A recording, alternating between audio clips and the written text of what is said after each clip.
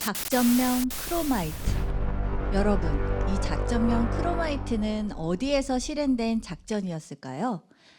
바로 대한민국에서 펼쳐졌었던 작전이에요. 전 세계에서도 3대 상륙작전으로 손꼽힐 만큼 아주 유명한 작전이었죠. 그렇다면 한국말로 크로마이트는 무슨 작전이라고 불렸는지 알고 있나요? 바로 여러분이 잘 알고 있는 인천 상륙작전이에요. 오늘 여러분에게 하나님의 기적의 역사가 숨겨져 있는 인천 상륙작전에 관한 이야기를 나누고자 합니다.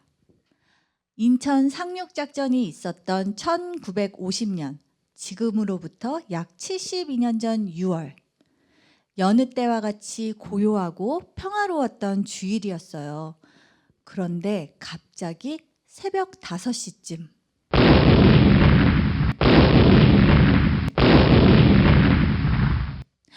어마어마하게 큰 폭탄이 터지는 소리가 들려왔어요.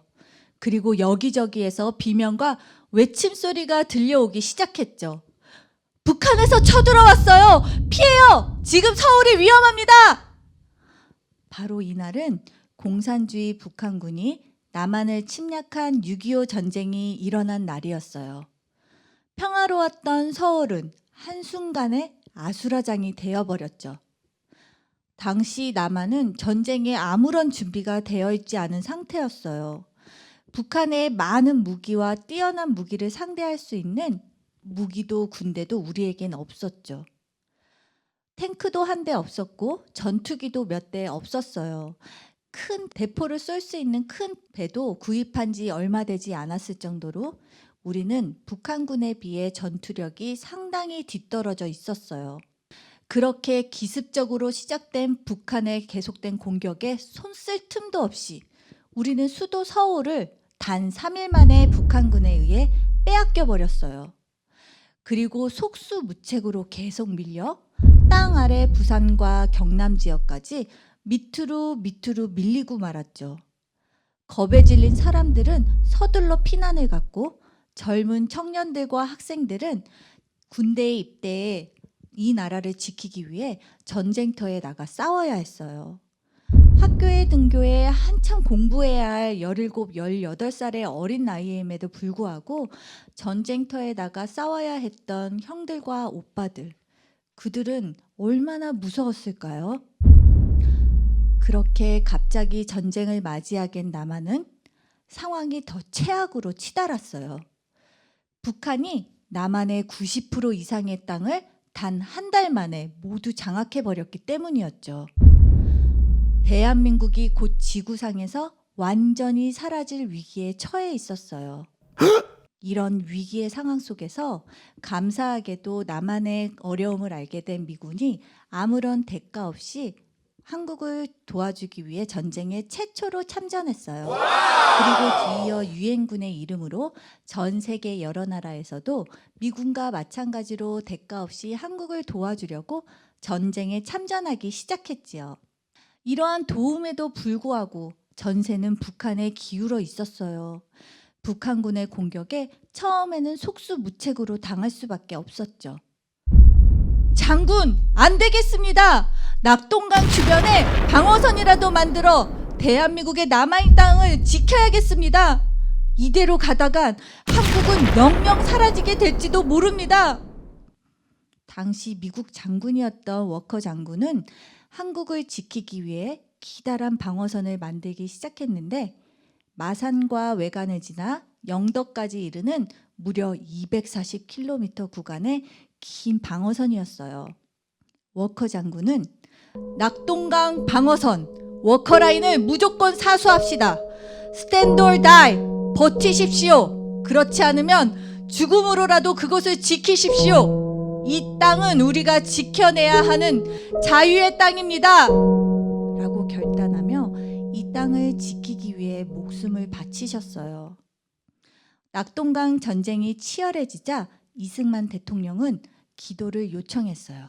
나라가 지금 위급합니다. 목사님들, 나라를 위해 기도해 주십시오. 기도 요청이 떨어지자마자 초량교회를 비롯해 많은 교회와 도청, 그리고 심지어 해운대 백사장 등 장소를 가리지 않고 기도 운동이 일어났어요. 당시 곳곳에서 일어났던 기도 운동 덕분에 우리는 불가능한 상황 속에서 하나님의 기적을 체험할 수 있었어요. 하루는 북한군이 낙동강 방어선 중에서도 가장 중요한 장소 외관, 바로 그 외관 주변 다부동이란 곳에 무려 2만여 명이라는 어마어마한 숫자의 북한군을 투입했어요. 한 곳을 뚫어 낙동강 방어선을 무너뜨리고 남쪽으로 진출할 계획이었죠. 그런데 문제는 2만여 명의 북한군을 맞설 수 있는 우리의 군인의 숫자는 턱없이 모자랐어요. 당시 남한의 군인의 수는 고작 8천여 명 정도였죠. 이건 마치 골리앗과 다윗의 싸움 같았어요. 당시 하늘에서 미군의 전투기가 우리를 지원해주지 않는다면 우리는 도저히 북한군을 막아낼 수 없는 상황이었어요. 그런데 하필 엎친 데 덮친 격으로 하늘엔 먹구름이 잔뜩 끼어서 전투기가 뜰 수 없었던 상황이었죠. 이런 최악의 상황 속에서 우리에겐 어떤 분들이 계셨죠? 네, 맞아요. 바로 나라를 위해 기도하고 계신 분들이 계셨어요. 그분들의 간절한 기도로 최악의 상황 속에서도 하나님은 딱 들어맞는 타이밍에 기적을 일으켜 주셨어요. 바로 기도를 하자 날씨가 맑게 바꿔주셨죠. 당시 기도했던 사람들은 기도의 기적을 이렇게 고백했어요. 비행기가 날 수 없이 흐렸던 날씨였지만 기도를 하니 갑자기 날씨가 맑아졌어요. 그래서 비행기가 뜰 수 있었고 낙동강 전투를 지원할 수 있었습니다. 전투 중 위기의 때때마다 하나님이 지켜주셨어요. 한국 군인들과 미군들 그리고 기도의 힘이 합해져 낙동강 방어선을 지키고 북한군을 막아내고 있었어요. 그러나 시간이 지나면 지날수록 방어선을 지켜내기가 힘에 부쳤습니다. 군인들은 점점 힘이 빠져갔고 무기는 줄어들고 또 수많은 군인들이 갑작스런 폭격에 너무나 많이 죽어갔어요.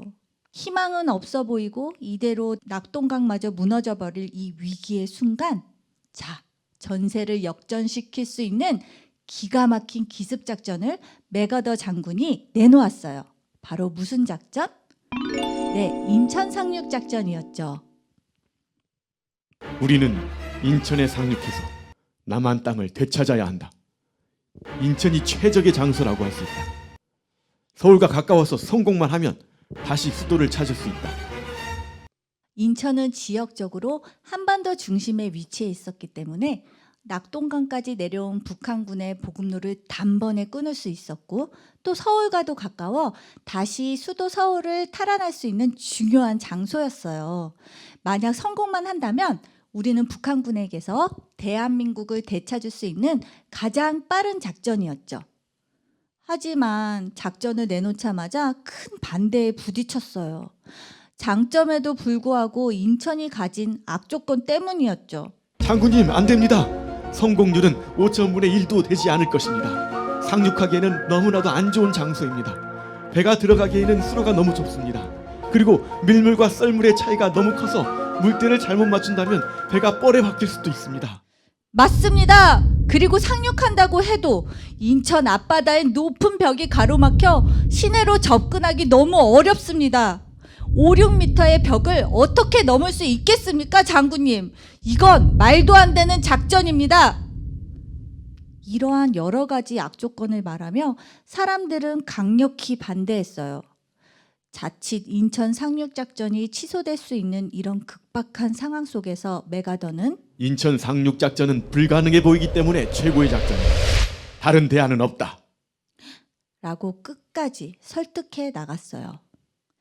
이런 맥아더 장군은 무엇보다 믿음의 사람이었어요. 전선에서 어려울 때마다 요한복음 11장 25절 나는 부활이요 생명이니 나를 믿는 자는 죽어도 살겠고 무릇 살아서 나를 믿는 자는 영원히 죽지 아니하리라 는 이 말씀을 암송했어요. 하나님은 그의 믿음을 보시고 수많은 죽음의 위기에서 그를 살려주셨죠. 또 메가더는 전쟁 중에서도 매일 성경 한 장씩을 꼭 읽으며 하나님을 의지했어요. 가장 위대한 작전으로 꼽히는 인천 상륙작전을 계획하면서도 매일 밤 항상 하나님께 기도했지요. 하나님이 세워주신 자유의 땅 대한민국을 지켜주옵소서. 전투에서 싸우는 군인들에게 힘과 용기를 더하여 주옵소서. 이런 메가더의 결단으로 인천 상륙작전은 드디어 8월 28일 미국 국방부의 최종 허락을 받게 되었어요. 그리고 9월 15일 인천 상륙작전을 실행하도록 D-Day가 정해졌죠. 메가더의 인천 상륙작전이 미국 국방부의 허락을 받고 있을 무렵 부산에서도 놀라운 사건이 하나 일어났어요. 부산 초량교회에 무려 250여 명의 목사님들과 장로님, 그리고 부산에 몰려든 피난민들이 함께 모여 2주간 구국 기도회를 열게 되었어요. 절박한 심정으로 모였던 사람들은 하나님 앞에 매달렸어요. 하나님, 우리를 살려주옵소서. 전쟁 중에서도 하나님, 이 나라를 지켜주옵소서. 그리고 설교와 기도로 이루어진 첫 번째 주간의 집회 가운데 회개의 영이 임하기 시작했어요.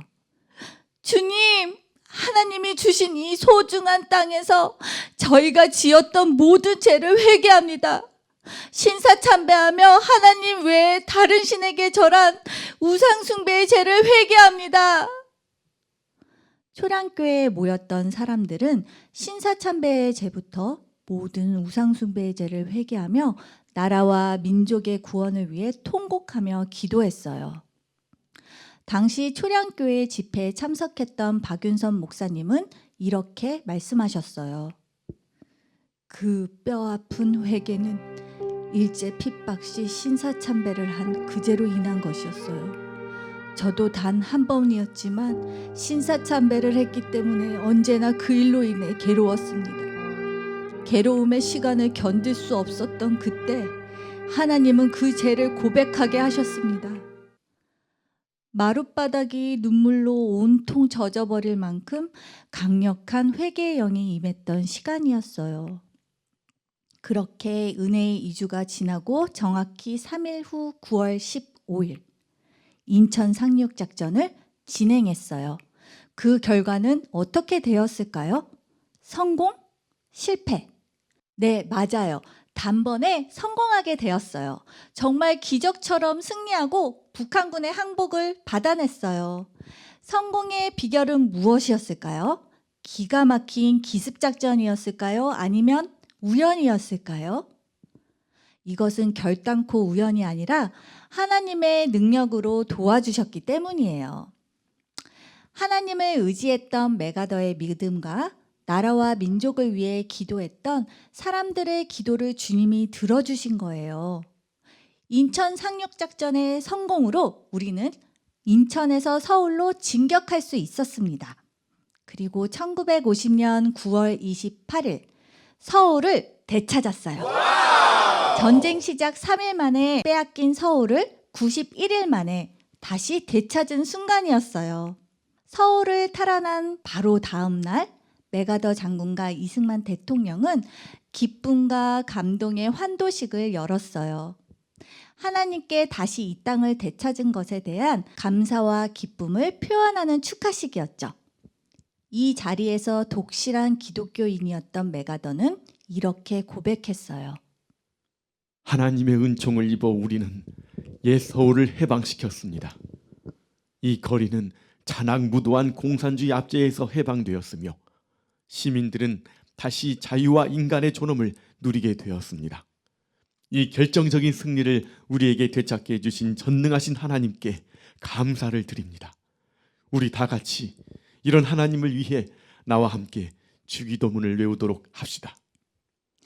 메가더의 요청에 사람들은 일제히 일어섰고 장병들은 흙으로 얼룩진 전투머를 벗고 다 함께 주기도문을 외웠어요.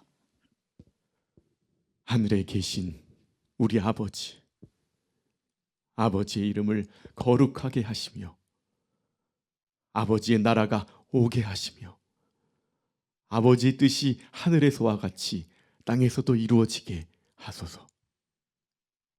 오늘 우리에게 일용할 양식을 주시고 우리가 우리에게 잘못한 사람을 용서하여 준 것 같이 우리 죄를 용서하여 주시고 우리를 시험에 빠지지 않게 하시고 악에서 구하소서. 나라와 권능과 영광이 영원히 아버지의 것입니다. 아멘. 환도식을 마치고 이승만 대통령은 눈물을 흘리며 메가더의 두 손을 꼭 잡고 이렇게 말씀하셨어요. 하나님이 이 민족을 구하기 위해 보내주신 당신을 사랑하십니다.